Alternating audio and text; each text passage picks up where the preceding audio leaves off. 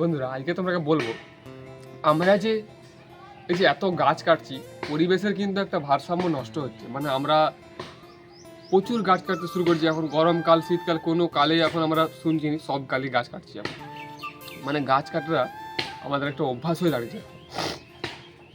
ধরো কেউ গাছ কেটে বাজারে বিক্রি করছে, কেউ গাছ কেটে নিজের ঘরের কিছু আসবাবপত্র বানাচ্ছে। ঠিক আছে, বানায়, কিন্তু মানুষ এখন এত পরিমাণে গাছ কাটছে যে পরিবেশের যে একটা ভারসাম্য, পরিবেশের একটা ভারসাম্য নষ্ট হয়ে যাচ্ছে। আমাদের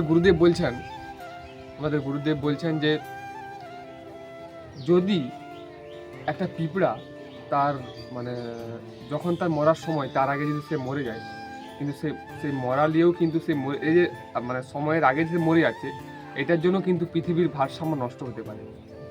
তো আমাদের কি করতে হবে না, গাছ কাটা বন্ধ করতে হবে। গাছ কাটা না বন্ধ করলে পরিবেশের এই ভারসাম্য, এই যে এত গরম পড়ছে, মানুষ মানে আগে রাস্তার সাইডে অনেক গাছ লাগানো থাকতো, এখন তার সব গাছ কেটে দিয়েছে, সব গাছ কেটে ফেলছে।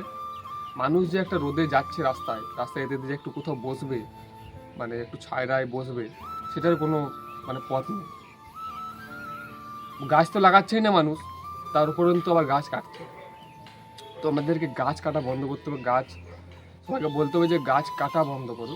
আমি কোথায় একটা দেখছিলাম ছবিতে মানে আঁকা আছে, খুব ভালো এঁকেছেন। মানে মানুষ যত উন্নত হচ্ছে, গাছগুলো ততটা ছোট হয়ে যাচ্ছে। মানে প্রথম মানুষ মানে বনে থাকতো, তখন গাছগুলো অনেক বড় বড় ছিল, গাছ কাটাও হতো না। আস্তে আস্তে যত উন্নতি হয়ে যায়, তত গাছগুলো ছোট ছোট হয়ে যাচ্ছে।